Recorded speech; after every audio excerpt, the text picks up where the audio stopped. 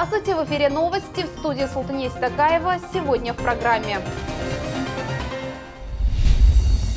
Имена и фотографии участников Великой Отечественной войны увековечат в галерее «Дорога памяти». Сильный ветер снес крышу административного здания. Под ней остались 10 автомобилей. Какие подарки получил Крымско-Татарский музей культурно-исторического наследия на 20-летие? На каком этапе реконструкция моста на улице Гагарина? Знаменитый художник и мастер резьбы по дереву Али Бекиров сможет передать свое ремесло по изготовлению детских колыбелей. Крымско-татарская книга «В каждый регион Крыма». Просветительский проект продолжает работу по популяризации национальной культуры.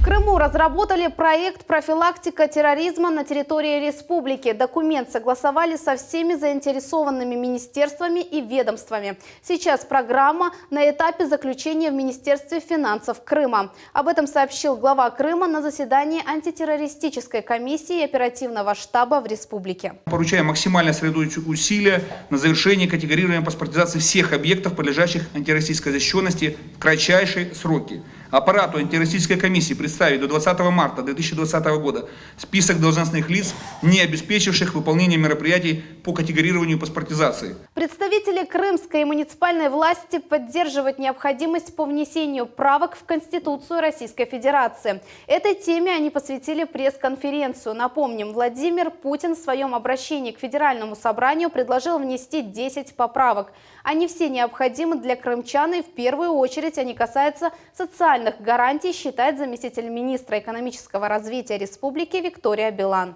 Минимальный размер оплаты труда должен быть не ниже прожиточного минимума, есть цель закрепить это в Конституции. Также индексации пенсии, достойного пенсионного обеспечения. Сейчас пенсии индексируются 2 раза в год, но Конституция этот вопрос не регулирует. Также много поправок касаются органов власти. Оформление земельного участка, улучшение жилищных условий, подключение к электросетям. За помощью в решении этих вопросов крымчане обратились к депутату Госдумы Руслану Бальбеку. С какой проблемой на прием граждан пришел заслуженный художник Крыма Али Бекиров, знает Фатиме Сейдаметова. Очищаю, и потом я начинаю писать живопись. Простым карандашом Али Бекиров воссоздает старую фотографию на своем холсте. Некоторые детали стерты временем. Я его делаю грамотно, я обосновываю. Анатомически обосновать я должен сначала. На фотографии родителей его друзей. Она была сделана почти 100 лет назад. Пока изображение на снимке еще больше не испортилось, художник решил скопировать его своим методом. Художник Али Бекиров – автор более 500 полотен. В основном это крымские пейзажи, предметы быта и портреты. А это портрет Зимине Ханум, бабушки мастера по папиной линии. Это одна из первых работ, которая экспонировалась на выставках. Она представлялась в Киеве после присоединения Крыма к России. Снова выставлялась в Москве. Эта картина столько раз была экспонатом выставок. Раньше рамка была другая. Я поставил новую. Это ведь моя родная бабушка. Еще одно любимое направление в искусстве – работа с деревом. Али Ага не только художник, но и ремесленник. Он специализируется на крымско-татарских бешиках – колыбелях. Боковые каркасы изделия делали из согнутых веток. Пока дерево молодое, ему специально придавали такую вот форму. Технологий было очень много. Я владею всеми. Сколько их видов было, чем они отличались в разных регионах Крыма и какие инструменты используются в этом деле. О бешиках мастер знает в буквальном смысле все. Свои знания Али Бекиров мечтает передать молодым ученикам. Я уже не совсем молодой. Поэтому я хочу 5-6 человек детей. Я возьму хотя бы вот эти названия инструментов. Вот это я должен обучить. Но для этого у него нет главного – просторной мастерской. Решить эту проблему художник не может более 15 лет. За помощью обратился к депутату Госдумы. Руслан Бальбек заверил, свою мастерскую Али Ага откроет в ближайшее время. Договорились, что будем на площадке 44-й школы находить возможности реализации этого проекта для того, чтобы возродить вот эту уникальную традицию производства бешиков, естественно, сохранить эти тайны. А вот на поляне протеста Стрелковая местные мусульмане хотят подключить мечеть к электросетям, но для этого сначала нужно оформить землю, на которой возведено культовое сооружение. институт сервитута представления земельного участка по строительству там, третьим лицам. Если документ оформляется, технические условия уже присутствуют. То есть, это простой гражданско-правовой процесс. Все эти решения, в принципе, у нас отработаны. Будет гарантийное письмо Духовного управления мусульман Крыма. И я думаю, до конца недели мы найдем какой-то механизм правовой для того, чтобы решить этот вопрос. Всего на очередной прием граждан к депутату пришли 18 человек. Фатиме Сейдаметова, Дмитрий Низовой, телеканал «Миллет». Крымский парламент внес изменения в главный финансовый документ республики на 2020 год. Увеличение финансирования отраслей инициировал глава Крыма Сергей Аксенов. Так, например, Министерство сельского хозяйства получит 40 миллионов рублей. Об этом стало известно на второй сессии Государственного совета Крыма. Эти средства будут направлены на возмещение затрат сельхозтоваров производителям на защиту культур от града. Экономический эффект от работы этой службы ежегодно от 500 до 600 миллионов рублей. Это только на площадях по садам и виноградникам. А если посчитать и полностью и зерновые культуры тоже, то сумма дойдет до 900 миллионов рублей. Поэтому эффект максимальный. И для этого мы и попросили данные средства для того, чтобы поддержать наших сельхозпроизводителей.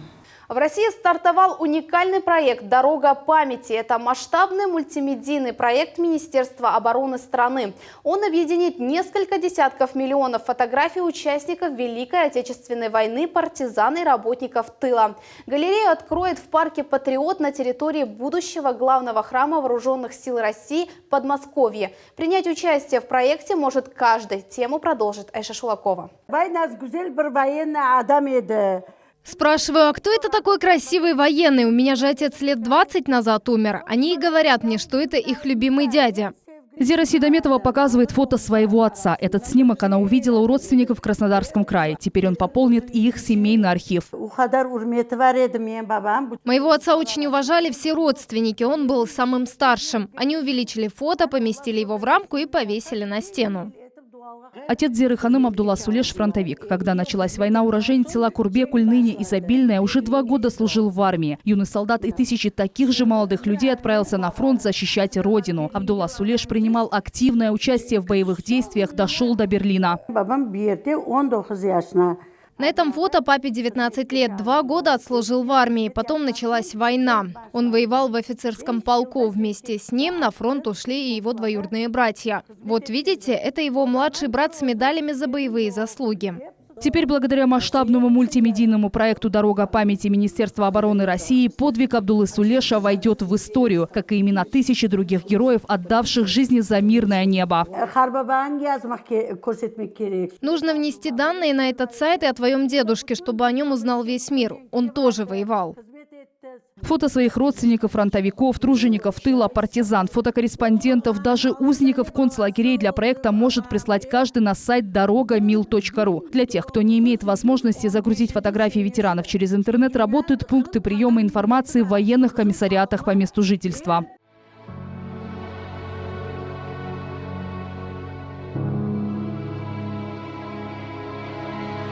Строительство уникальной галереи ведется в Подмосковье, в парке «Патриот» на территории будущего главного храма Вооруженных сил России. Грандиозное сооружение, 1418 шагов по периметру. 1 шаг равен дню войны. Подробную информацию можно узнать на сайте Минобороны или в военных комиссариатах по месту жительства. Айша Шулакова, Арсен Фукала, телеканал «Миллет».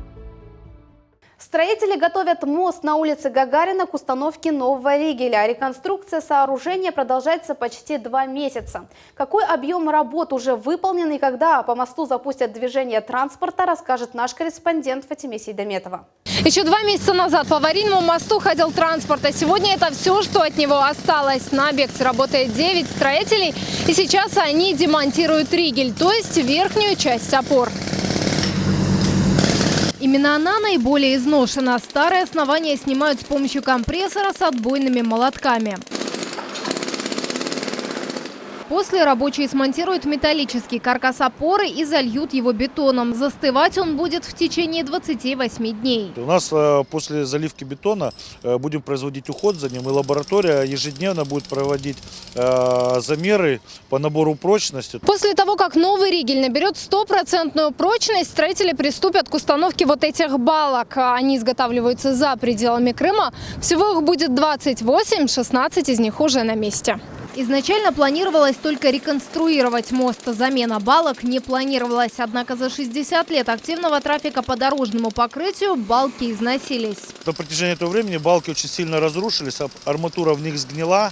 И в связи с тем, что у нас в действие вступили новые ГОСТы, то старые типовые балки мы не можем использовать на этом мосту. Поэтому нам пришлось заказывать новые балки другого образца. Проект пришлось изменить. Соответственно, работы продлились на неопределенный срок. Местным жителям приходится обходить затяжные неудобства по другому мосту. Транспорт не ходит, он ходит через город. В городе пробки. Естественно, это очень неудобно. И плюс не ходит же транспорт, который идет от Москальца в сторону ЖД вокзала, центра по этой дороге. Очень тоже неудобно. Мне, например, добираться. Я хожу пешком. Здоровье уже не то, к сожалению. Строители хоть и отказали нам в комментарии, но предположили, что транспортное движение по мосту восстановится уже 20 апреля. Фатиме Сейдометова, Дмитрий Низовой, телеканал Миллет. В КИПУ презентовали новую книгу под названием «Бахчисарай» в середине 18-21 веков тиражом 500 штук. Автор учебника – кандидат исторических наук, преподаватель истории КИПУ имени Февзи Якубова Эльвис Османов.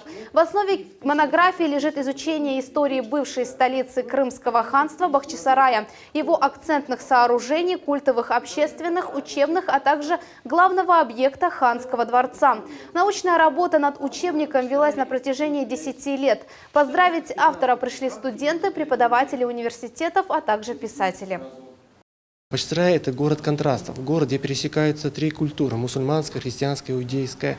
Практически на каждом шагу есть какие-то интересные памятники архитектуры, истории, культуры. Я думаю, в любом случае, занимаясь в той или иной степени историей крымско-татарского и других народов, они будут обращаться к этой монографии. Надеюсь, она будет для них важна и они будут на нее опираться.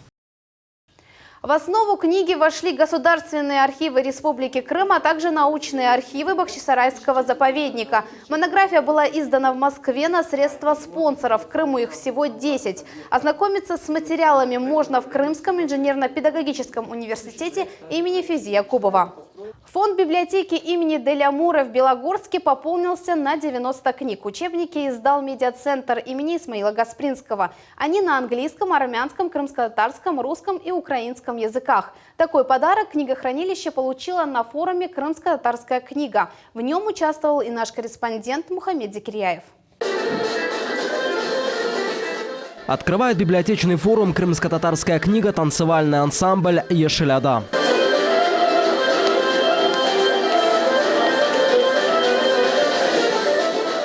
После главный библиограф библиотеки имени Исмаила Гаспринского Диляра Белялова рассказывает о крымско-татарских героях Великой Отечественной войны, о писателях, а также о мастерах-оружейниках и ювелирах. Так, деятели декоративно-прикладного искусства. Калафатов Амед, мастер-оружейник, ювелир. Форум «Крымско-татарская книга» проводится ежегодно. На нем библиотекари обмениваются опытом со своими коллегами из разных регионов Крыма. Рассказывают о культуре нашего народа и пополняют книжные фонды с помощью медиацентра имени Исмаила Гаспринского. Медиацентр выпускает такие прекрасные книги. Это и детская литература, это и о народах, проживающих в Крыму, это и литература военная, это и искусство крымских татар, и не только. Это болгары, армяне Крыму. То есть вся та литература, которая способствует, это болгары, хочу сказать, что недавно вышла. То есть вся литература, которая направлена на популяризацию народов, о знании истории, культуры, фольклора народов, проживающих в Крыму, не только крымских татар. В этом году библиотечный форум стартовал в Белогорске. Он направлен на популяризацию крымско-татарских изданий. С учетом того, что рождаемость среди крымско-татарского населения районе растет. Это показатель, действительно есть такой. И с целью популяризации крымско-татарского языка, традиций, культуры, народа, безусловно, такие акции нужны. Приятно, что это проводится у нас на территории района, в нашей центральной районной библиотеке. И вот здесь на данное мероприятие собрались как раз-таки вот представители нашего района, которые непосредственно занимаются крымско-татарским языком, крымско-татарской литературой, культурой и традициями. Следующим регионом, в который направятся сотрудники библиотеки имени Исмаила Гаспринского, будет Ленинский район. Мухаммед Зикриев, Арсен Фукала, телеканал «Милет». Крымский адвокат проведет 2 года в колонии за мошенничество. Об этом сообщила пресс-служба Ялтинского городского суда. В прошлом году к правозащитнику обратилась некая гражданка с просьбой оказания юридической помощи. На решение вопроса он затребовал сумму в $20 000. Гражданка передала часть суммы под контролем правоохранителей. Согласно приговору суда, адвокат отбудет наказание в исправительной колонии общего режима. Десятки автомобилей остались под завалами по улице Киевской в Симферополе. Сильный ветер сорвал крышу здания научно-исследовательского института сельского хозяйства Крыма. Кадры случившегося запечатлели прохожие. Инцидент произошел сегодня в полдень. Пострадавших нет. В Крыму проходит холодный фронтальный циклон. Завтра утром порывы ветра будут достигать до 28 метров в секунду. Местами ожидаются очень сильные дожди. Сотрудники чрезвычайного ведомства призывают крымчан быть осторожными. Как эффективно продвигать аккаунты в соцсетях, методы и способы раскрутки социального волонтерства. Эксперты проекта «Ресурсный центр по поддержке добровольчества и социально ориентированных некоммерческих организаций «Действие» поделились секретами пиара. Проект получил поддержку фонда президентских грантов. На семинаре побывала и наша съемочная группа. Сюжет Айши Шулаковой. Группа ВКонтакте или аккаунт в Инстаграме – это первое, что увидит ваша целевая аудитория, и это, скорее всего, первое, что увидят ваши потенциальные партнеры. Лаконично, понятно и емко. Именно таким должно быть название группы в соцсетях. Эксперт ресурсного центра действия Вероника Гафарова рассказывает участникам семинара, как правильно раскрутить профиль в интернете. Если сделать все грамотно, произвести хорошее впечатление, создать себе имидж, потому что соцсети в современном мире имеют настолько большое значение, что могут создавать или наоборот разрушать имидж организации и людей. Семинар «Пиар и взаимодействие с партнерами» собрал волонтеров и руководителей некоммерческих организаций. Они здесь, чтобы расширить свою целевую аудиторию и найти подходящих партнеров для проектов. Знаете, кто они? Но кто именно заходит в ваши социальные сети? Ваши благополучатели или благодатели? Проект действия реализует Центр стратегического развития и проектной деятельности «Устойчивый Крым». Недавно он получил поддержку фонда президентских грантов. Курс состоит из 4 обучающих встреч с экспертами. Вот так вот, охватывая абсолютно разные области, мы стараемся способствовать тому, чтобы организации работали не просто, знаете, бежали и спасали там, где пожар тушить, но выстраивали свою работу системно, структурно, логично, чтобы это действительно были организации, которые успешно работают. Специалисты помогают некоммерческим организациям правильно составлять заявки на конкурсы фонда президентских грантов и региональные субсидии. Те консультанты, те эксперты, которые нам помогают как бы немножко откорректировать свое понимание, свое видение и проектной деятельности, и как бы донесением идей, они, конечно, тонизируют нас, да, вот, и мы рассчитываем, что мы, как бы сможем получить поддержку от этого очень уважаемого партнера фонда президентских грантов. Светлана Сахарова, председатель правления Крымской региональной организации родителей и детей-инвалидов «РОСТ». Общественники занимаются социализацией детей с ограниченными возможностями. Дважды получали президентские гранты. Теперь после курса обучения планируют улучшить работу с крымскими СМИ. Более удачно рассказывать о наших мероприятиях, чтобы привлекать сторонних спонсоров, может быть, частных доноров, потому что очень много зависит от того, как ты расскажешь о том, что ты делаешь. Мы много делаем, но иногда недостаточно об этом говорим. Семинары проходят во всех регионах Крыма. По итогам курса отберут 10 лучших слушателей. Осенью этого года они отправятся на стажировку в Москву, где смогут посетить самые крупные некоммерческие организации и познакомиться с их деятельностью. Айша Шулакова, Максим Турчев, телеканал «Милет». Более 500 выставок, 15 000 экспонатов и свыше 50 печатных изданий. Это только малая часть достижений единственного в мире крымско-татарского музея за 20 лет. В день юбилея хранилище культурного учреждения пополнилось еще одним уникальным предметом 17 века. Кто и какой именно презент подарил музею, ответы в нашем следующем сюжете. Национальные мотивы в исполнении знаменитого скрипичного ансамбля «Сельсибель» звучат в зале Крымско-Татарского музея культурно-исторического наследия. Так здесь встречают гостей. Представители власти, культуры и общественники пришли разделить радость с сотрудниками учреждения. Национальному музею исполнилось 20 лет. Когда музей открыл свои двери для посетителей, здесь работала всего пара человек. Среди экспонатов уникальная коллекция старинных предметов декоративно-прикладного искусства Аблямита Умерова и картины нескольких художников. Вначале было около 400 экспонатов, сейчас более 15 тысяч. Но еще много предметов, которые нужно внести в список. Тогда их счет значительно увеличится. Коллекцию пополнил еще один ценный предмет – крымско-татарский кувшин. Ему более 400 лет. Подарок депутата Госдумы Руслана Бальбека. Исмет Аблятипович сориентировал, что это либо мастера Бахчисарая, либо мастера Карасу-Базара, Белогорска. Это 17-18 век, изделия довольно-таки в хорошей сохранности. В торжественный день сотрудников культурного центра благодарностями наградил председатель Госкомнадзора.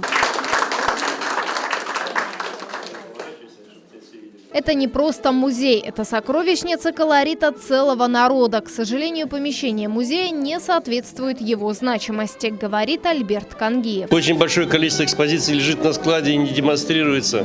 Это очень плохо. Мы сегодня ищем варианты, каким образом преобразить наш музей, каким образом придать ему новое дыхание в виде другого здания, для того, чтобы было как можно больше площадей. Министр культуры Крыма Арина Новосельская заверила, этого события долго ждать не придется. Мы переедем в новое здание. Ура! В этом 2020 году, юбилейный год. Именно эта новость стала главным подарком в 20-ю годовщину музея. Следующий день рождения культурный центр крымских татар отпразднует также весело и радостно уже в новом помещении. Фатиме Сейдаметова, Дмитрий Низовой, телеканал Миллет. Это все новости на сегодня. Оставайтесь с телеканалом Миллет. Всего доброго.